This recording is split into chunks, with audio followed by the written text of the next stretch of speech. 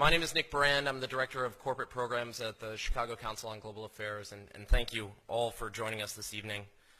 I'd like to take this opportunity to welcome George Friedman to the Chicago Council. I believe it's his first time here, so thank you so much for being with us. No place is really Pacific for very long. I mean, neither the United States, we have constant wars, okay? Europe will, I suspect, not return to the 31 years, but it will return to humanity. They will have their wars, they will have their peace, they will live their lives. It will not be 100 million dead, but the idea of the European exceptionalism, I think, is the one suffering the first death. There will be conflict. There was conflict in Yugoslavia, and there's certainly conflict now in Ukraine. As to the relationship to the United States, we no longer have a relationship with Europe. We have a relationship with Romania, we have a relationship with France. There is no Europe to have a relationship with. Yes, the gentleman in the fourth row over here. Excuse me. By the way, I'm a subscriber. Is Islamic extremism really the major threat to the United States, and will it die on its own, or will it keep growing? It is a problem to the United States. It is not an existential threat. It has to be dealt with, but it has to be dealt with proportionately. We have other foreign policy interests.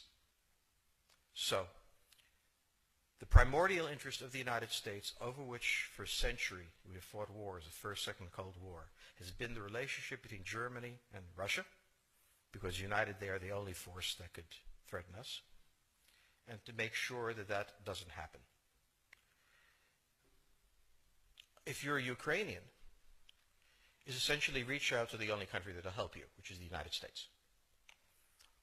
Last week, 10 days ago, General Hodges, Commander U.S. Army Europe, visited Ukraine. He announced that U.S. trainers would now officially be coming, not just unofficially coming. He actually pinned medals on Ukrainian fighters, which by protocol of the military is not the way. Foreigners don't get to pin on, medals, but he did, showing that this was his army.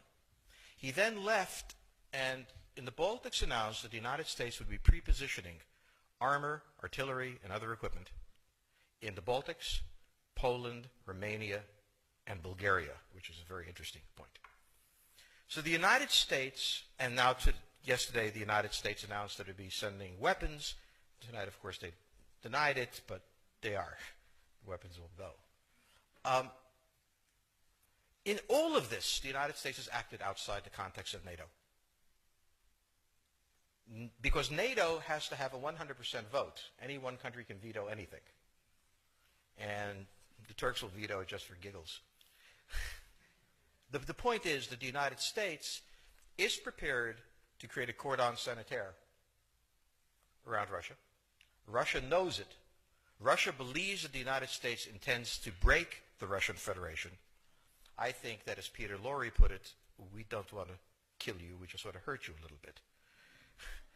Either way, we are back at the old game.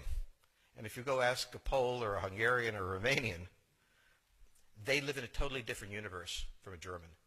And they live in a totally different universe from a Spaniard. So there is no commonality in Europe. But if I were a Ukrainian, I would do exactly what they're doing. Try to draw the Americans in.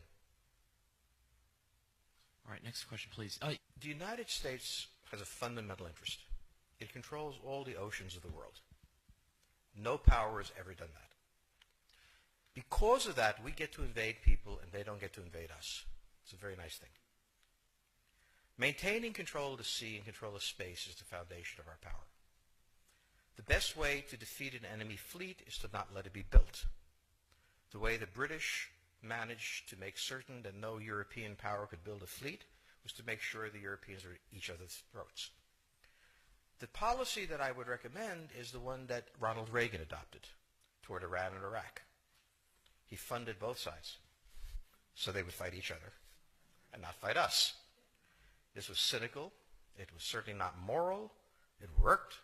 And this is the point. The United States cannot occupy Eurasia. The moment the first boot sets the ground, the demographic differential is we are totally outnumbered. We can defeat an army. We cannot occupy Iraq. The idea that 130,000 men would occupy a country of 25 million, well, the ratio in New York of cops to citizens was greater than we had deployed in Iraq. So we don't have the ability to go across, but we do have the ability to, first, support various contending powers so they concentrate in themselves with political support, some economic support, military support, advisors, and in extremis, do what we did in Japan, in Vietnam, in Iraq, and in Afghanistan, spoiling attacks. The spoiling attack is not intended to defeat the enemy. It's intended to throw him off balance. What we did in each of these wars, in Afghanistan, for example, is we threw Al-Qaeda off balance. The problem we have, since we're young and stupid, is that having thrown them off balance, instead of saying, okay, job well done, let's go home, we said, well, that was easy. Why don't we build a democracy here? This was the moment of dementia that came in. The answer, therefore, is the United States cannot constantly be intervening throughout Eurasia. It must be selectively intervening and very rarely. That is the extreme moment. We cannot, as the first step, send American troops. And when we send American troops, we have to clearly understand what the mission is, limit it to that, and not develop all sorts of psychotic fantasies. So hopefully we've learned that this time. It takes a while for kids to learn lessons. But I think you're absolutely right. We cannot, as an empire, do that. Britain didn't occupy India. It took various Indian states and turned them against each other and provided some British officers for an Indian army. The Romans did not send vast armies out there. It placed kings like, various kings it created under the emperor, and those kings were responsible for maintaining the peace. Pontius Pilate was an example. So empires that are directly governed by the empire, like the Nazi Empire, fail. No one has that much power. You have to have a level of cleverness. However, our problem is not yet that. It is actually admitting that we have an empire. So we haven't even gotten to that point where we don't think we can kind of go home and it'll be over and done. And so we're not even ready for chapter 3 of the book. Next question, please. Yes, the gentleman right here in the fourth row.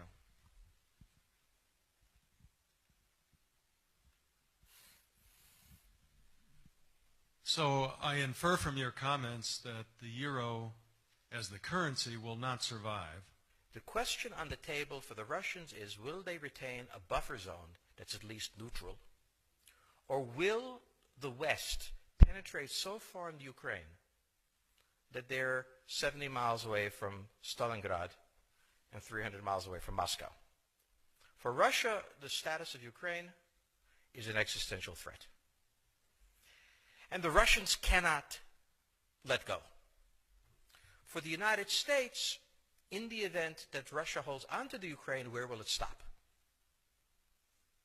Therefore, it's not an accident that General Hodges, who's been appointed to be blamed for all of this, is talking about prepositioning troops in Romania, Bulgaria, Poland, and the Baltics.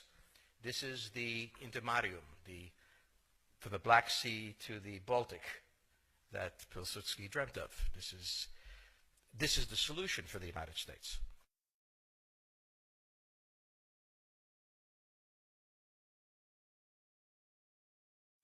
The issue to which we don't have the answer is, what will Germany do? So the real wild card in Europe is that as the United States builds its cordon sanitaire, not in Ukraine, but to the west, and the Russians try to figure out how to leverage the Ukrainians out, we don't know the German position. Germany is in a very peculiar position. Its former Chancellor Gerhard Schroeder is on the board of Gazprom. They have a very complex relationship to the Russians. The Germans themselves don't know what to do. They must export. The Russians can't take up the export. On the other hand, if they lose the free trade zone, they need to build something different. For the United States, the primordial fear is Russian capital, Russian technology, German technology and German capital, Russian natural resources, Russian manpower, as the only combination that has, for centuries, scared the hell out of the United States. So how does this play out? Well, the U.S. has already put its cards on the table. It is the line from the Baltics to the Black Sea.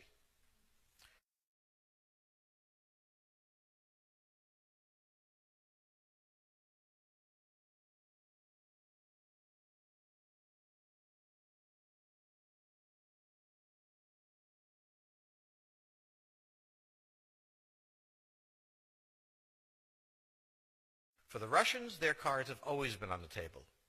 They must have at least a neutral Ukraine, not a pro-Western Ukraine. Belarus is another question. Now, whoever can tell me what the Germans are going to do is going to tell me about the next 20 years of history. But unfortunately, the Germans haven't made up their mind. And this is the problem of Germany always. Enormously economically powerful,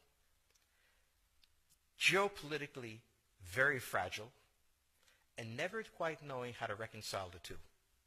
Ever since 1871, this has been the German question, the question of Europe. Think about the German question, because now it's coming up again. That's the next question that we have to address. And we don't know how to address it. We don't know what they're going to do. And unfortunately, that's all we have time for this evening.